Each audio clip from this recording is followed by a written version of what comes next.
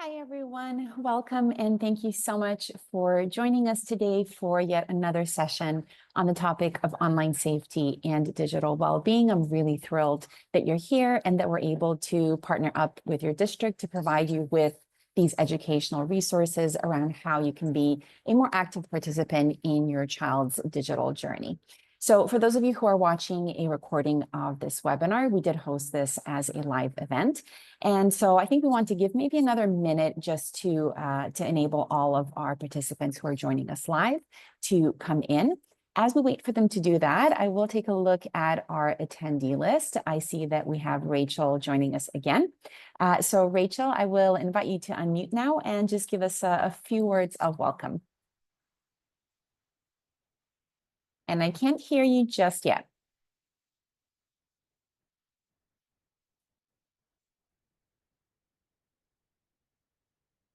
Nothing yet. It's always fun when we have these technological challenges. Okay. I can hear you now. Loud and clear. Excellent. I'm always on a little bit different device, so sometimes it's a little tricky. Yeah. Well, welcome and thank you once again for leading this and supporting Pewaukee schools. We are very pleased to partner with Linewise and really just appreciate the beginning of this series. Our kickoff went really well and had so many great conversations around just digital well-being.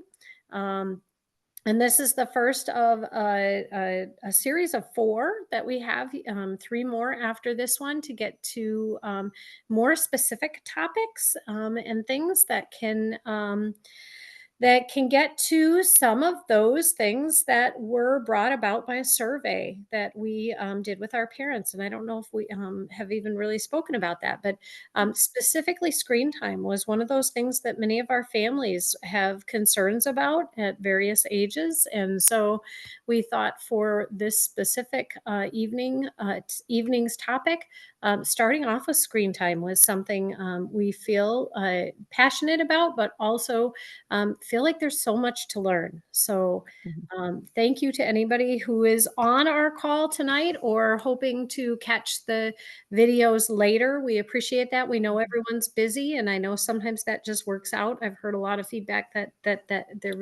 many of our families are watching them later and really appreciate that opportunity. So with all of that, I will let you kick it off and tell us more. Fantastic. Fantastic, Rachel. Thank you so much. That's really great to know. One of the things we always want to make sure to do is to really provide families with exactly the types of resources that they're needing, answer exactly the types of questions that they have. And so it's really great to hear that screen time is a topic that has come up. I will say that it's one of perhaps the top 3 topics that we most frequently hear questions around and have questions around tips and recommendations and insights. And so I'm really thrilled that we're able to have a conversation about that. I can see we've had a few more participants join us live. Just want to say welcome. Thank you for being here. As you are all trickling in, I will just go ahead and share my screen with you. If you just bear with me. All right. And there we go. Fantastic. All right. So thank you so much for showing interest in this topic. Thank you so much for becoming a more sort of active and curious participant in your child's digital journey. That's why we're here. We're here to talk about digital well-being and online safety with that specific focus on screen time and on healthy screen time, excessive screen time. What do these things mean? And what is the sort of framework through which we can really look at this and consider what some of those healthy boundaries are. If this is your first time joining us, you may not know me already. My name is Theodora. I'm the Director of Wellbeing at Linewise. We're a global organization, and we've partnered up with your school district to provide you with a few different types of resources. This collection of resources focused around community education is what I'm particularly excited and passionate about. I am the lead online safety and digital well-being expert in our US region. Linewise is a global organization, and we have an in-house team of experts working across the globe, bringing you all of these insights and research and tips and recommendations. So I'm really excited to be here with you today.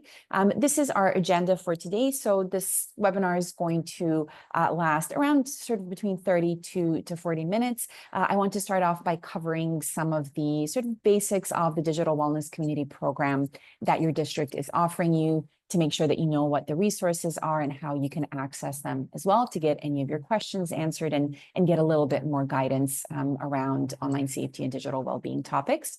We're then going to jump into the key online safety risks that we see that children have the potential to sort of become entangled in nowadays, with that particular focus on screen time. Screen time on its own is not necessarily a safety risk, but excessive screen time certainly is. And so this is where I want to provide you with some of those guiding principles and some of those questions that I would invite you to consider as you think about placing some of those healthy boundaries around screen time, depending on a number of different factors that we'll get into in just a few minutes. And then, speaking of boundaries, I want to do a little bit of a refresher on something that we talked about during our first introductory webinar. And this is something that we refer to as the ABC approach to online safety management. It's an approach to managing safety online in your home.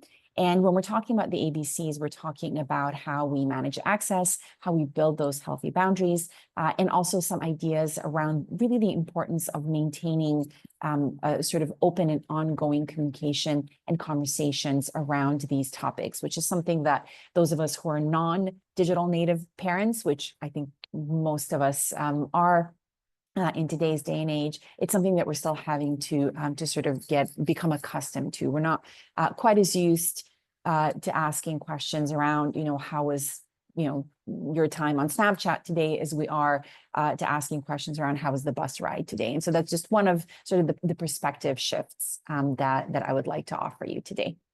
So a little bit of a recap on the Digital Wellness Community Program, just in case this is your first time learning about it. There are 3 pillars to this program. Each one gives you a really great opportunity to learn a little bit more about some of the current trends, about some of the issues that perhaps your child might be encountering, and then to get some help around really managing that in the best way possible and in the most informed and confident way possible as well, I should say. So the first pillar is the Online Safety Hub. If you watch our previous recording, I did do a little demo of the Online Safety Hub. This is essentially a website. As such, it's a 24/7 resource for you, where we have a whole host of different types of content on different topics within this realm of children's online safety. We have age-based recommendations. We have over 300 apps and games that we have reviewed.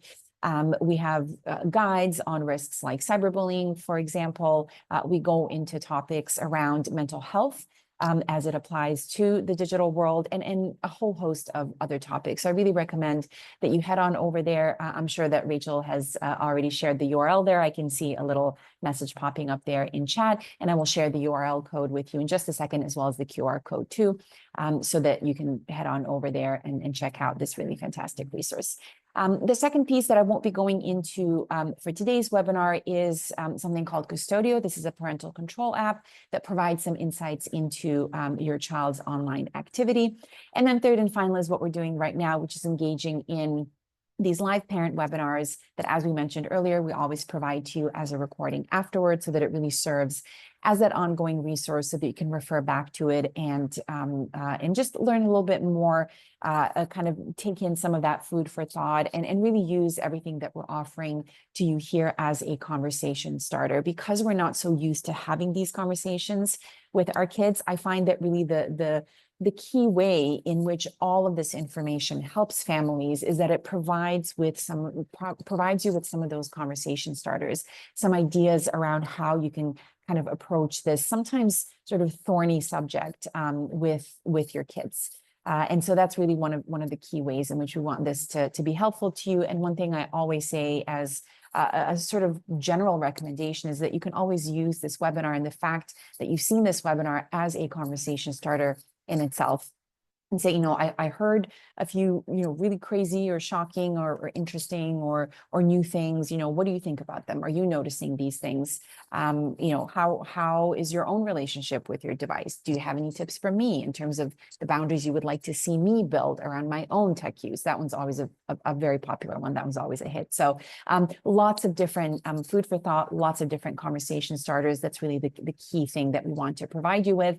And as I mentioned already, one of the coolest things about the resources we can provide to you goes back to the fact that as an organization, we are a global organization. I'm based here in the US, but I have counterparts in places like the UK, Australia, New Zealand, other parts of Europe as well. We're all tracking key online safety trends all the time, whether it's to do with the legislation in the different regions, whether it's to do with how these platforms are being built, whether they're updates to their design, whether there are new challenges that are popping up, really anything and everything to do with online safety and digital well-being.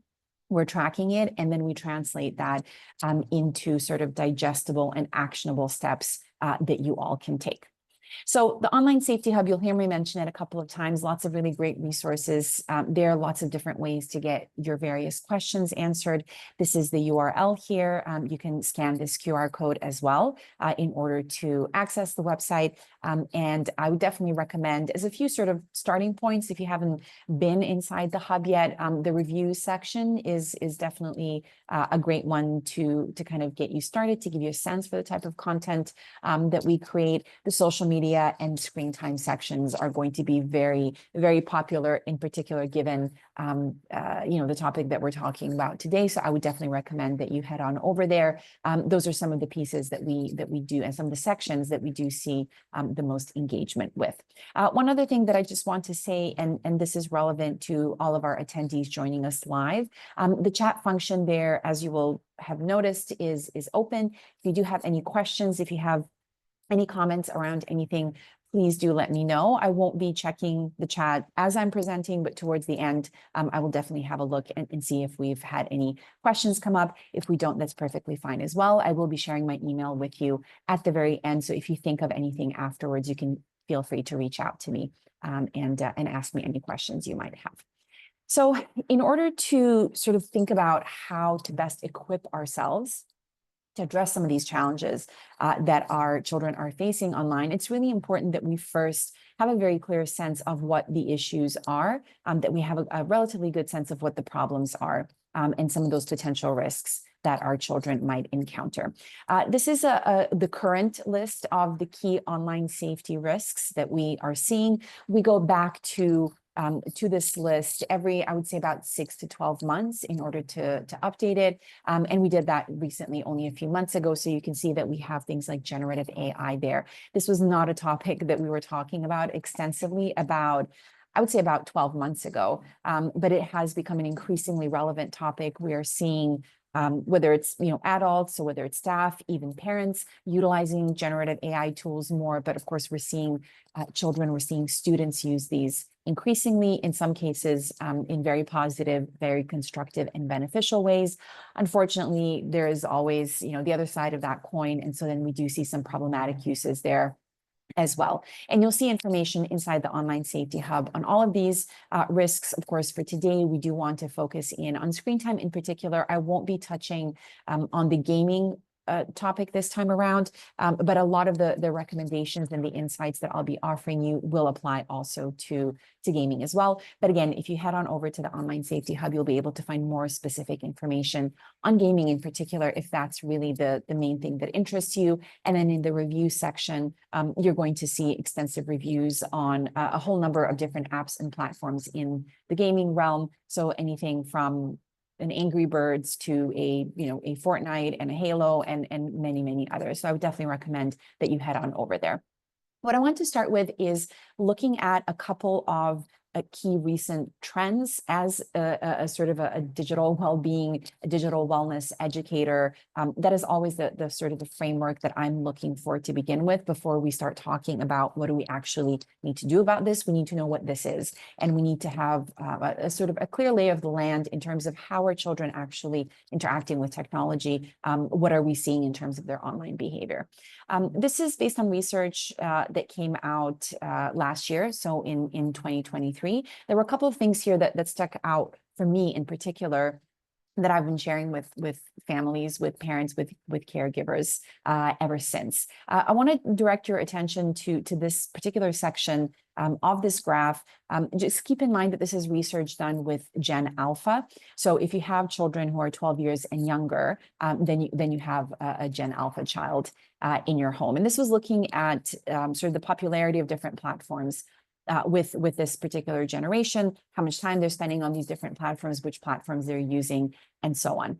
And if you look at that box there, we have data on 2 to 5-year-olds, we have data on 6 to 9-year-olds, and then 10 to 12-year-olds as well. And I'll be talking to you about age recommendations and restrictions a little bit later on. But what's very interesting is that based off of both sort of psychological and neuroscientific research, and also based on some of the sort of the legislative frameworks that guide how websites and platforms operate, 13 typically tends to be the age of restriction and recommendation, meaning that children below that age ideally shouldn't be accessing social media and some gaming platforms, not all, but certainly social media platforms, and certainly not solo, so using these all by themselves without any either parental controls or parental supervision. So that's what makes these findings particularly interesting for me, and the reason why I wanted to share them with you, especially if you look at that 37 percentage point, for example, that about 37% of 6 to 9-year-olds are watching TikTok, that they're consuming it on a regular basis. So I found some of these insights fascinating, especially because we're seeing the age being younger and younger of children, first of all, owning their own device, in particular a smartphone, and also accessing some of these places that are really not intended for them and that were really not designed with sort of with children in mind. As we fast forward to this year, so 2024, we have some more up-to-date research that came out just a couple of months ago, looking at, again, what are the most popular virtual spaces when it comes to children, looking at Gen Alpha again, so age 12 and younger. In this case, you can see that they've added a few new additional platforms, so things like Snapchat, things like Instagram, things like Facebook. Again, keep in mind that the age restrictions there remain the same, so it's 13 and under. We have YouTube and YouTube Shorts there. Again, YouTube by far is the most popular platform for both teenagers and children. An overwhelming majority of them, you can see almost 80% there of 2 to 5-year-olds, for example, who consume it on a regular basis. Some sort of further research that came out from this poll showed that about 30% or so of Gen Alpha consume at least 2 hours a day of both YouTube and YouTube Shorts. And we had about 5% of them who consume more than 4 hours every single day. We also found, based on this, that their preferred device is their smartphone to consume this type of content. Keep in mind, again, we're talking about children 12 and younger. And we did find that a majority of them was consuming some of this content completely alone. So again, we're assuming that there's no parental supervision there. Also, there are no parental control tools that are being applied there. So why is this of concern? There are a couple of different or 3 different categories of considerations that I would recommend you think about and start thinking about if you haven't really yet. Reasons for sort of why some of that consumption needs to be concerning. Number 1 is age appropriateness. It's a really, really important thing when we're talking about virtual spaces. We think about that in the context of our child's offline life as well, right? It used to revolve around magazines, TV content, certainly what was and wasn't appropriate for children as opposed to younger teenagers and then young adults as well. Now we're thinking about the internet. So what are we talking about when we're talking about age appropriateness? What exactly are we looking for, and what do we want to kind of consider there as we're again thinking about managing access and creating those boundaries? One side of the story is definitely to do with your child's biological age, but developmental stage and that maturity level is also really, really important, because of course we know that those two don't always match up, which is why it can sometimes be difficult to just go off of plain sort of age restrictions. That can't apply across the board, and it often doesn't for all kids. So here I would invite you to, yes, think about your child's age, but also think about their maturity level, which may be more or less than their biological age. And then certainly keep an eye out for the platforms own age restrictions. As I mentioned, this typically is 13. From that legal perspective, what that means is that if a child is younger than 13, they can still access a platform and consume content there, but then parental sort of permission is required there in that legal sense. The second consideration here is the kind of impact that you're seeing device use and screen time and the consumption of that content have on your child's cognition and on their behavior. And so some of the questions to ask here, for one, is does your child's device use actually worsen their ability to focus? Focus, attention is something that we talk about a lot. We've been hearing about it a lot, sort of in the national news in the US, a lot of conversations around cell phones. What do we want to do about them in the classroom? Do we want to use them as a tool? Are they a friend or a foe? All of it comes down to the ability to be present, to pay attention, and to focus. Does device use and amount of screen time have an impact on how your child interacts with others in person? This is another consequence that we're hearing about a lot from educators and parents as well in the post-pandemic world, that because children were having to rely, and adults really, so much on using screens really to do everything. Once we emerged from from that era, a lot of people, not just kids, were finding it really difficult to interact in person. So that's a really good sign of excessive screen time as well, and that screen time needs to be made a little bit healthier. And then finally, and this will be especially relevant for parents of younger children, does it cause irritability? Does it cause tech tantrums? You'll see a few pieces of content inside the hub on that particular topic. You'll see we've created a video around that topic as well. Is it causing meltdowns too? So these are some of the questions to ask yourself in a kind of, check form, a kind of a yes or no. And there could be that there's certain types of screen time that cause that more so than others, but these are some of the basic sort of guiding questions that you can ask yourself. And then finally, we're talking about a more sort of physiological impact, so an impact on the body and impact on sleep as well. If you joined our previous webinar, you would have heard me talking about sleep, of course, how important it is for a child's development, for healthy brain development. But then we're also looking at other more sort of concrete impacts on our child's body. Have they complained about their eyes hurting, perhaps their vision being a little bit blurry, after using screens? Are they experiencing any pain in their neck, in their hands, in their wrists as well? And then is the device disruptive to their sleep? And you'll hear me talk a little bit more about that once I get into those ABCs and once we talk about boundaries in particular. So there are a few key recommendations that I want to give you here before we move into talking about those ABCs. Thinking about those considerations first, answering some of those questions around how screen time is impacting your child, answering some of those, the more simple yes or no questions, and some of those slightly more complex ones around what is our child's maturity level and what kind of ability do we think they have to really handle everything that the internet might serve them. So the first thing is always going to revolve around that age appropriateness when it comes to games and when it comes to apps as well. So if you're in a situation asking for a particular platform, they haven't gone onto the platform yet, or at least they haven't sort of created an account there, go ahead and do that first, or do it together with them so that you can see what types of conversations are taking place, what types of photos and videos, if it's that kind of platform are being shared there? What are the kinds of interactions that you're seeing? This certainly applies to the gaming environment in particular. So go ahead and spend a little bit of time in there. Go ahead and co-play with your child. Explore that environment and get a sense for how age appropriate it is. And then also use it as a conversation starter. Ask your child around how appropriate they think that it is. And then, of course, use the hub in order to learn a little bit more about that particular app or platform. Set a really clear schedule for screen use and gaming. Again, we'll be talking about that in just a second when we talk about those ABCs. When you have a younger child, you can certainly take the lead on that and have a little bit more control over that process. As your child gets older and becomes more mature, becomes more independent, is more able to really take care of themselves off and online, you can, of course, become a little bit more flexible and really involve them in that process.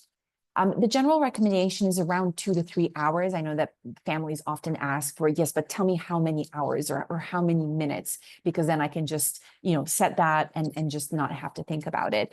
It's hard to do that, again, going back to that question of a child's age and their maturity level, not always matching up. Different children have different needs.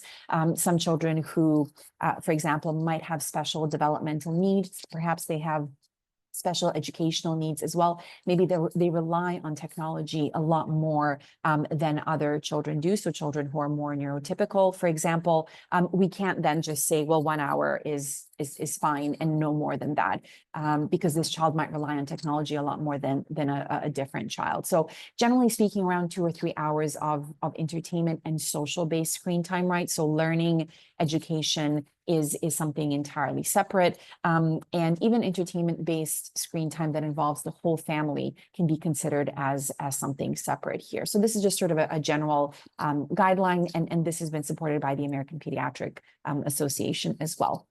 We talk a lot about quantity when we talk about screen time. So again, we talk about half an hour or an hour or 3 hour and absolutely no more than that. But one thing that we often miss in that conversation is the actual quality of screen time, quality of the interactions that are happening there. And this again goes back to age appropriateness. If your child wants it to play a particular game and you go on and you explore that game and you find that there's some really, really cool skills being taught there. There's some really great opportunities there for your child to learn certain things. The way that the game is structured and the way that the game is designed really encourages very positive social interactions.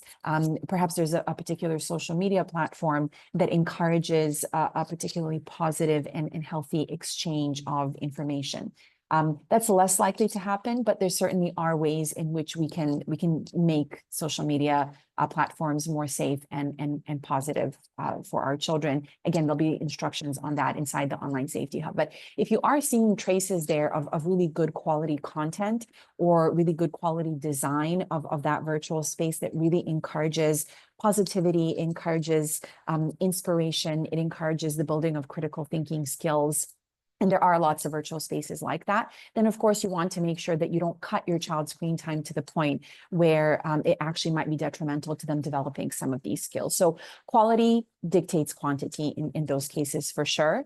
I talked about sleep. I'll mention it again a little bit later, so I won't linger here too much. Device-free bedrooms as much as possible, really, really important. And then I've mentioned co-playing already, co-viewing, really engaging with your children in these virtual spaces. I'll be talking about this again when I talk about that C in the ABC approach, but really sort of making your presence known, essentially, in these virtual spaces. Children often don't share with us what happens to them online, whether it's positive or negative, certainly negative, because they don't feel that we're a part of that world.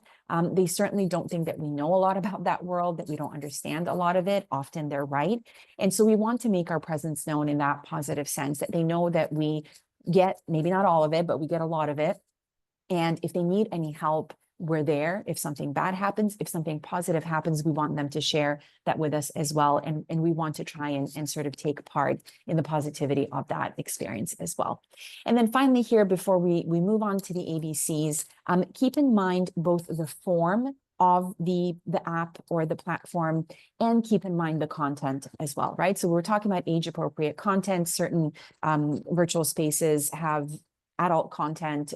You may have heard of OnlyFans. That really tends to be for users 18 and plus. So that's pretty clear cut. Certain gaming environments are going to be more appropriate for older children or young adults, as opposed to, say, a young child who's maybe 5 or 6 years old. So content is very important. Content is a much easier one to sort of spot, right? It's visible, it's very clear.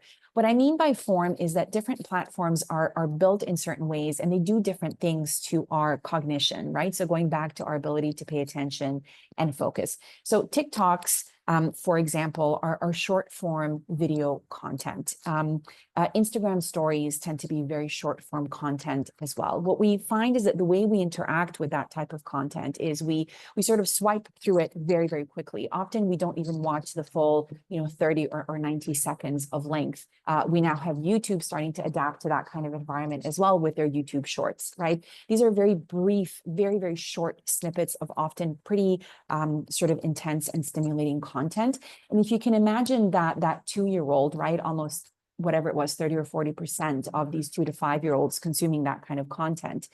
If you think about that child and you fast forward to that child now starting school, and it's their first day of school, and their teacher is now going to need them to focus for longer than those 30 or 90 seconds, right? They're going to need to be able to think for longer periods of time. They're going to need to start learning about critical thinking, about thinking slowly and intentionally.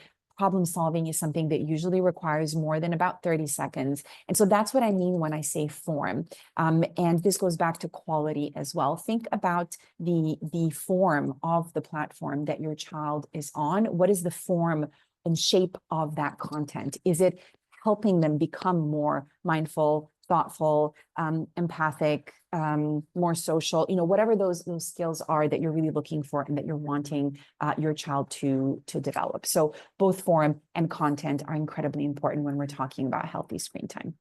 So we're going to wrap up with a sort of reminder or a refresher around the ABC approach to online safety management. The one thing that I wanted to mention here before we go into that, we're talking obviously about access to technology, boundaries around it, communication about technology. But I wanted to just very quickly talk about brain development and the fact that both brain development during that sort of tween teen period of 12 to 15 and access to technology both have a really strong impact on how safe or unsafe our children's experiences can be online and how positive or negative these experiences can be. And what we find during this phase of development is that different parts of the brain develop at different speeds, right? And so we notice our children wanting to be more independent, wanting to be more autonomous, make their own decisions.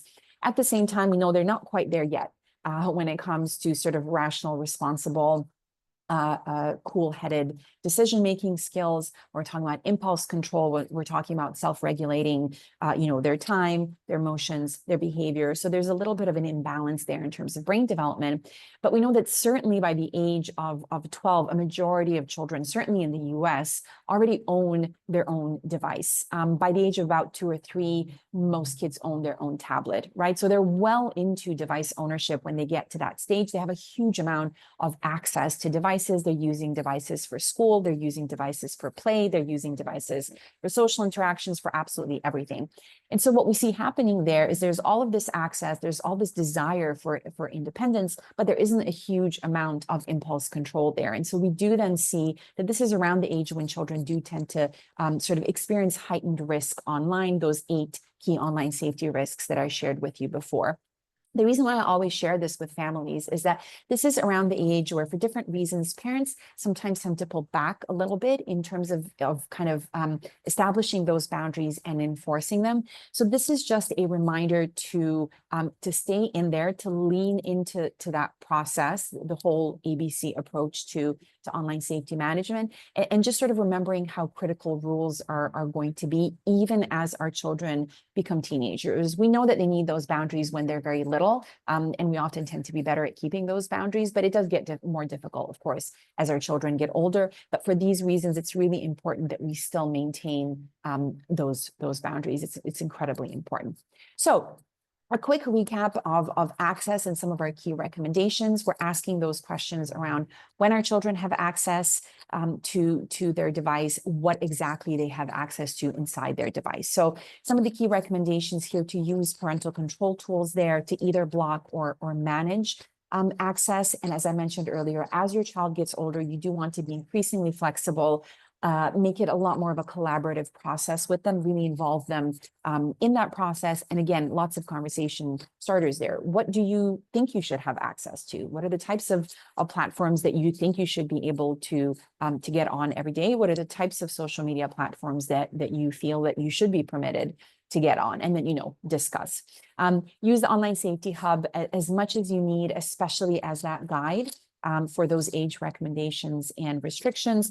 Whether your child is, say, using Snapchat already, or they've been begging you to use Snapchat, you can head on over to the Online Safety Hub and you can read our review for Snapchat, where we'll let you know what the again, the sort of the platform-based recommendation is, which typically is 13. But then as the online safety experts, will also let you know what we recommend. And in many cases, when it comes to social media, we will recommend a higher age. Sometimes if the platform has really great parental control tools and there are other ways of keeping the child safe, then we might recommend something a little bit lower. And then turning on any of those sort of built-in internet filters, right, on the devices that our kids are using, the operational systems that they're using. Google does have things like Google Safe Search available. On YouTube, we have YouTube restricted mode. I should also mention that there are two versions of YouTube, right? So there's YouTube proper, which is really intended for adults. And then there's YouTube Kids, which is really meant for younger children. So I would say about the age of 9 or 10 and younger. And YouTube Kids provides you with lots of parental control tools that you can use in order to both have an insight into your child's activity there, but also to really control and manage that for your younger child. So these are some of the key recommendations there where it comes to access. When it comes to boundaries, I've spoken about them already. They're really relevant when we're starting to talk about screen time, but we're talking about boundaries around the screen time, but we're talking about more than that. We're talking about our child's behavior online. And it's something we talk about in the offline world all the time, right? We talk about how our children speak to us versus their siblings, versus their peers, versus strangers out on the street. We talk about where they should and shouldn't be going out there in the physical world. Sometimes we're much more afraid of that physical world than we are of the online world. I can tell you, based on all the work that I do in this space, that in most cases is a mistake. It's sort of misdirected fear. There are many more issues online, and in most cases, it's much easier for children to encounter them online than it is offline. So we want to think about that behavior online and setting up some of those clear boundaries using something called digital contracts. We shared some really fantastic templates during our first presentation that Rachel has created, which are really fantastic. So you have access to those. The Online Safety Hub has some PDF templates there that you can print out as well. These are based on children's ages, or rather age ranges. And then you can use those again as a conversation starter to kind of get that ball rolling, talking to your child about some of those healthy boundaries. And again, as your child gets older, to get more of their input and to really make it a collaborative process there. Again, identifying those clear off times, so a start and an end to technology. The internet is a limitless place. Someone is always awake and on the internet all around the world. How do we know where it ends and when it's supposed to end? We have to kind of enforce those rules for ourselves and for our families and for our kids. So at nighttime, this is really important. Those device-free bedrooms as much as possible. And sort of the key piece of advice, the key recommendation here is to really model the types of behaviors that you want to see. I always use the same example of device-free dinners. That's what we often see families desiring. The easiest way to get your child to do that, to join you for a device-free dinner, is to turn off your device in front of them, to switch off those notifications, put the device away. You can have a common space in the house. You can have a common room where you all charge your phones or keep your phones while you're eating or watching television or whatever it happens to be, but really to do a lot more of a show as opposed to a tell. And then finally, when we're talking about communication, we're really wanting to engage in these conversations on a regular basis, we also really want to show our children, like I said, that we are there, that we're present, not just in their physical world, but in their virtual world as well. In some cases, kids nowadays are spending more time in the virtual world than they are in the physical world. They have to know that we are there. And again, we have to be visible, just as visible as we are in that offline world. So we want to show that we're actively, curiously, positively involved. We want to do things like co-play and co-view that I mentioned earlier.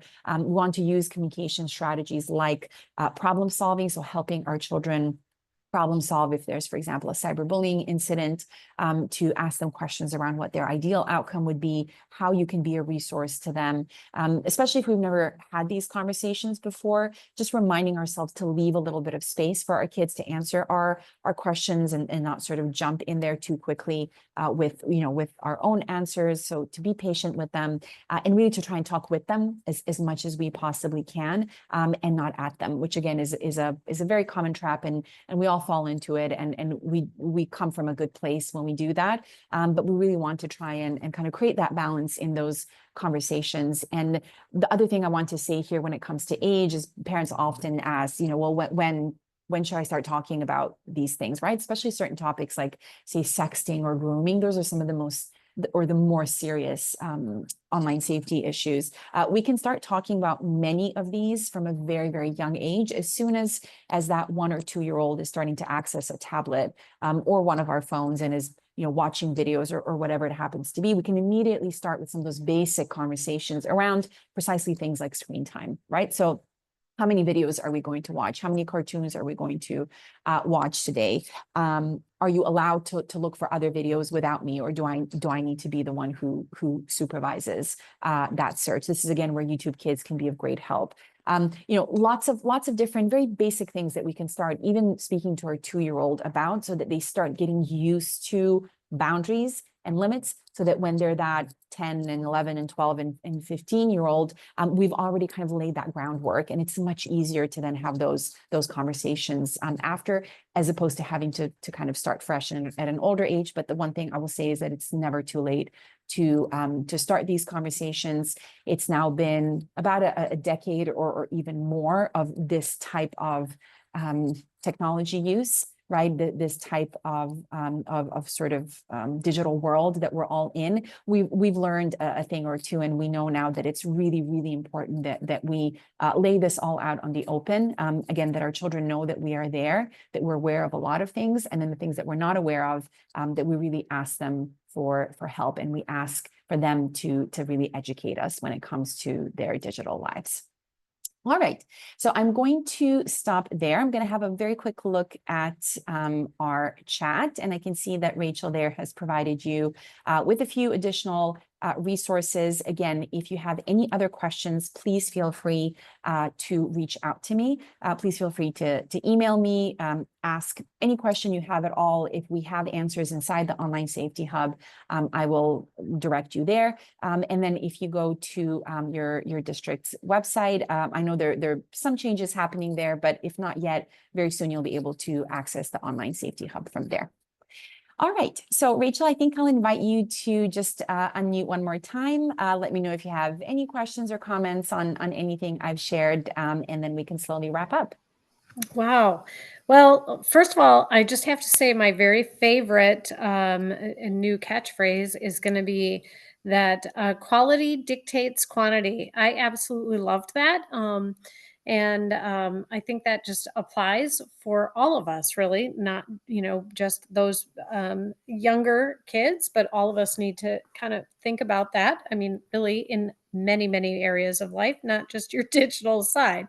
However, I loved the messages that you sent, that you talked about, that you offer to us as tools that we can use on a regular basis. And I'm so glad that we are recording these, because so many things that were said are great to come back around with. So anybody who is online or watching in that, know that these should feel free to share these recordings that we will be sharing out as well. And I encourage you to even just register for those future webinars. And I did put in the chat, register for those things. Theodora does a really good job of setting up the reminders for them. So even if you register for the next one, which is coming up in December on cyber safety or I'm sorry, online bullying, I think. Is what we're doing in December. But if you register for that now and December seems a ways away, it's okay because a day before you'll get a little reminder and know that we're always recording them as well. So those links are in there, but we're also posting them on social media on the Pewaukee Facebook page. And so, you can always look for those there and share those also with other Pewaukee families. So thank you so much for your time tonight. I really appreciate it. It's so important. Absolutely. Yeah, absolutely, Rachel. Thank you so much for joining us again as well, for being my co-host here. Big thank you to everybody who joined us live. As Rachel mentioned, families are very busy, and it's really a lot to ask, even for 15 minutes of your time. So we really appreciate all of the parents and caregivers who joined us live. Thank you to those of you who are watching a recording of this. And yeah, we'll see you again in December, whereas Rachel mentioned, we're going to be talking about cyberbullying. Have a great evening. Thank you.